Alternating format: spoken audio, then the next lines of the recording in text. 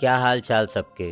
आज है leg day और आज मैं दिखाऊंगा कि एक पावर बिल्डिंग लेग डे कैसा दिखता है और ये बॉडी बिल्डिंग से अलग क्यों होता है। तो शुरू करते हैं वार्म अप से। वार्म अप स्किप मत किया करो, अपनी बॉडी को 10 मिनट दिया करो थोड़ा सा खुलने के लिए। इससे आप एक्सरसाइज भी अच्छे से कर पाओगे एंड इंजरी से काफ़ी हद तक बचे रहोगे।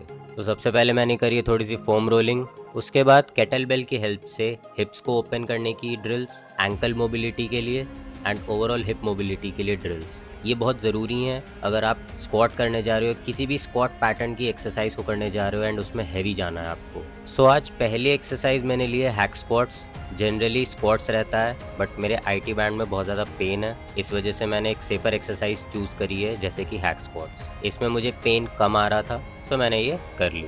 अब इसमें आप देख सकते हो कि मैंने मशीन पे एक रेजिस्टेंस बैंड लगाया हुआ है, वो इसीलिए कि बॉटम मोस्ट पोजीशन पे मेरा रेजिस्टेंस थोड़ा सा कम हो जाए मशीन का, जिससे मेरे आईटी बैंड्स को थोड़ी सी हेल्प मिले, ज़्यादा उन पे लोड ना आए। बस इस वजह से आप लगाना चाहो लगा लो, नहीं लगाना चाहो मत लगाओ, क्योंकि मसल डेवलपमेंट के लिए या फिर स्ट्रेंथ डेवलपमेंट के लिए भी जो बॉटम मोस्ट पोजीशन होती है वो सबसे इंपॉर्टेंट होती है। सबसे ज़्यादा स्ट्रेंथ भी उसी फेज़ में चाहिए होती है। एंड एक पेलेट्स वाला रेजिस्टेंस बैंड मैंने अपने नीज़ के अराउंड लगाया है। उसका रीज़न ये है कि मैं अपने ग्लूट्स को थोड़ा सा एंगेज कर पाऊँ, जिससे कि मेरे आईटी बैंड्स पर लोड कम आए। तो इसको आपको लगाने की ज़रूरत नहीं है।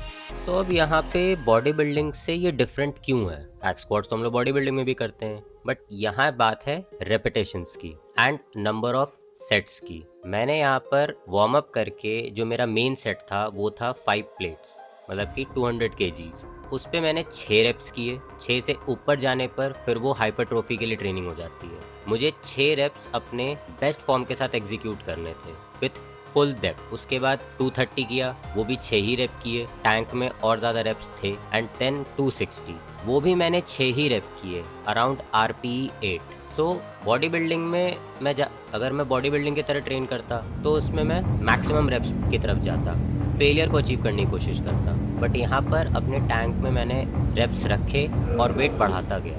पावर बिल्डिंग में भी जब आप स्ट्रेंथ के लिए कोई एक मेन कंपाउंड लिफ्ट चूज़ करते हो, जैसे कि मैंने यहाँ पे हैक स्क्वाट चूज़ करी है, उसमें आपको 3 से 5 रेप की रेप रेंज में ट्रेन करना होगा, जिससे कि आप स्ट्रेंथ फोकस्ड वर्कआउट कर पाओ। हाइपरट्रोफी के लिए इसके बाद हम लोग volume 1।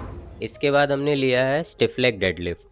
Stiff leg deadlift and RDLs में एक ही डिफरेंस होता है कि आरडीएल्स में आपकी नीज कंपेरेटिवली ज़्यादा मुड़ती हैं एंड स्टिफ लेग में ऑलमोस्ट ना के बराबर नीज को मोड़ा जाता है। सो ये एक्सरसाइज हमारी पोस्टीरियर चेन की स्ट्रेंथ भी बढ़ाती है एंड हमारे हैम्स एंड ग्लूट्स को साइज भी देती है। सो ये बहुत ही एक पावरफुल एंड इम्पॉर्टेंट एक्सरसाइज है। उसके बाद हम लोग कर रहे हैं लेग कर्ल्स, कम्प्लीटली हैमस्ट्रिंग्स की हाइपरट्रोफी के लिए। इसमें रेप रेंज रहेगी 10 से 12 की, 3 सेट्स के लिए।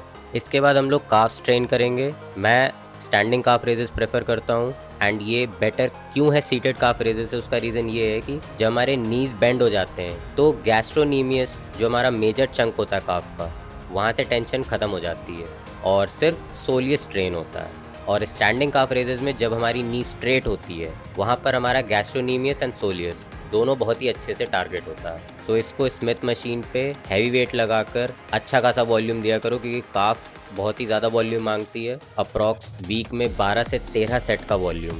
उसके बाद है लेग एक्सटेंशंस क्वाड मसल की हाइपरट्रोफी के लिए। हैक स्क्वाट्स हमने स्ट्रेंथ के लिए ले ली थी एंड अब हम लोग कर रहे हैं हाइपरट्रोफी पे काम। इसमें एक ही ध्यान रखना, जितना पीछे लीन कर सकते हो उतना लीन करना, क्योंकि क्वाड्स में जो हमारा रेक्टस फेमोरिस मसल होता है उसमें एक्टिव इनसफिशिएंसी की वजह से जितना लीन होके हम लोग लेग एक्सटेंशंस को परफॉर्म करें बैकवर्ड लीन, उतना ही ज़्यादा वो मसल एक्टिवेट होता है एंड उतनी ही ज़्यादा ग्रोथ होती है। लास्ट में एडक्टर्स एंड एबडक्टर मशीन। अपने एडक्टर्स को ट्रेन करना बहुत इंपॉर्टेंट है एंड एबडक्शन भी बहुत ज़रूरी है आपके ग्लूट्स को ट्रेन करने के लिए। आपके ग्लूट्स में जितनी स्ट्रेंथ होगी उतनी ही बेटर आपकी स्क्वाट्स होगी एंड उतनी ही बेटर आपकी डेडलिफ्ट होगी। ग्लूट्स हमारा strongest and largest muscle group होता है, so it's very important to train them. So अगर ये वीडियो पसंद आए लाइक करो एंड ऐसी ही पावर बिल्डिंग नॉलेज के लिए सब्सक्राइब करो। Thanks for watching.